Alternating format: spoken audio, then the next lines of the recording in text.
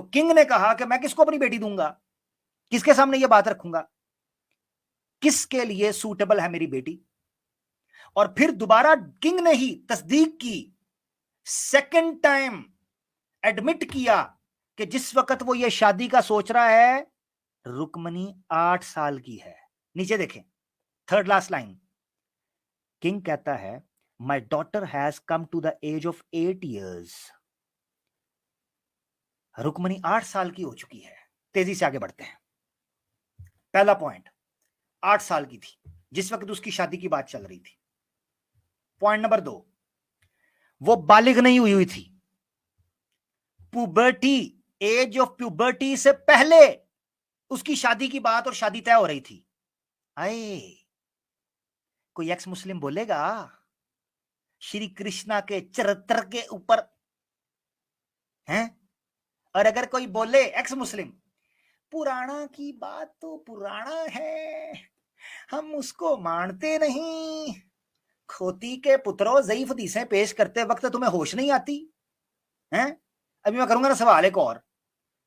ये देखें आपकी स्क्रीन पर, स्कंद पुराणा का ओरिजिनल संस्कृत से तर्जुमा किया गया J.M. संगल ने, जो कि वॉल्यूम 4 के अंदर मौजूद है और दत्ता बोसे एंड कंपनी ने इसको पब्लिश किया है।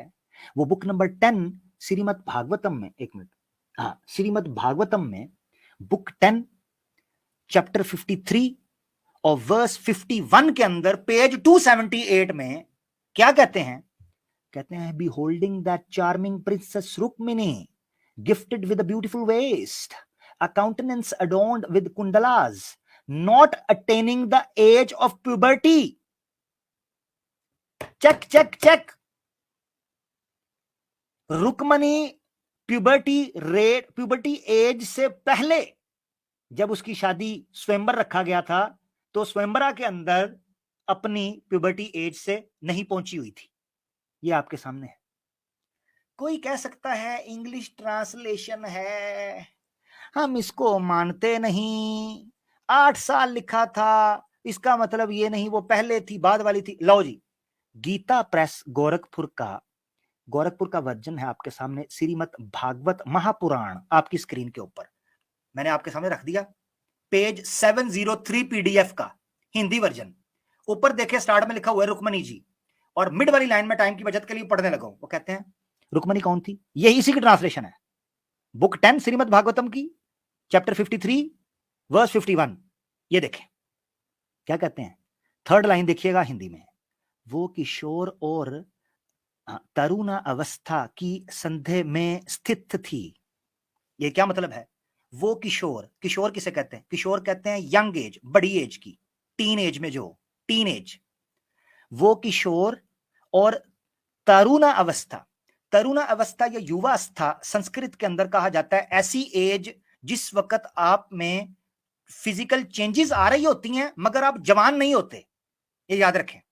यानी मैं आपको बताता हूं, बचपन और जवानी के बीच में एक एरिया होता है जिसको कहते हैं लड़कपन, यानी बचपन है और जवानी, उसके बीच में एक एरिया होता है लड़कपन का, चंद सालों का, शायद 2 या 3 सालों का एरिया होता है, वो ज्यादा लंबा नहीं। उस एरिया के बारे में कह रहे हैं कि जो रुक्मणी थी वो किशोर और तरुण अवस्था की संधि में स्थित थी, यानी ना जवान थी और ना बिल्कुल छोटी बच्ची थी, बल्कि बीच में कहीं लटक रही थी, बीच में कहीं संधि में स्थित थी। उस एरिया के अंदर वो फंसी हुई थी। ये गीता प्रेस गोरखपुर श्रीमद् भागवत महापुराण का रेफरेंस मैंने आपके सामने रख दिया, पेज 703 पीडीएफ की। पता चल गया। तीसरा रेफरेंस ले लें, तवज्जो कीजिएगा, बड़े मजे की आई है रेफरेंस, बड़ा मजे का ये। ब्रह्मा वैवर्त पुराण में चैप्टर 108 मैरिज ऑफ रुक्मिणी लिखा हुआ है कि जब रुक्मणी की शादी की गई, रुक्मणी शादी करके मुस्कुराते हुए, चमकते हुए, महकते हुए, कीपिंग हर हेड डाउनवर्ड्स, शर्मा कर अपना सर नीचे किया, sat in the lap in her father, अपने अब्बू के जांग पर बैठ गई, गोदी में। अपने फादर के। सवाल ये है कि अगर रुक्मणी छोटी नहीं थी, बड़ी एज की थी, शादी की एज की थी, 8 साल की नहीं थी, तो इसका मतलब है अपने बाप की गोद में अपनी बेटियों को तुम लोग बिठाते हो। यानी श्री कृष्णा की बीवी श्री कृष्णा के ससुर की गोदी में बैठती रही। आ आ आ आय हाय हाय हाय हाय आय हाय हाय आय हाय हाय, क्या कहने। ये वो लोग हैं कि जिनके देवी देवता अपनी बेटियों को अपनी गोदी में बिठाते हैं, अगर तुम बड़ी मानो तब। और अगर कहो नहीं छोटी थी, 8 साल की ही थी, उस वक्त तो बैठ सकती है अपने अब्बू की गोदी में, तो फिर कृष्णा भी पीडोफाइल हुआ ना जनाब। है मुश्किल बहुत पड़ेगी, बराबर की चोट है।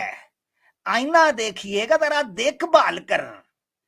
आज के बाद कुत्ते के पिल्लो, इस्लाम के ऊपर हजरत आयशा पे एतराज करना है, तुम्हारी मां मर जानी चाहिए। तुम्हारी किताबों में क्या लिखा है? तुम्हारी मां।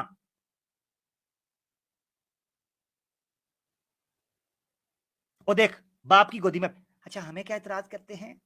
कहते हैं जी देखें, अपनी बेटियों के साथ, अपनी बहनों के साथ करते हैं। अभी तो मैं बताऊंगा बहुत कुछ बेटा, बहुत कुछ।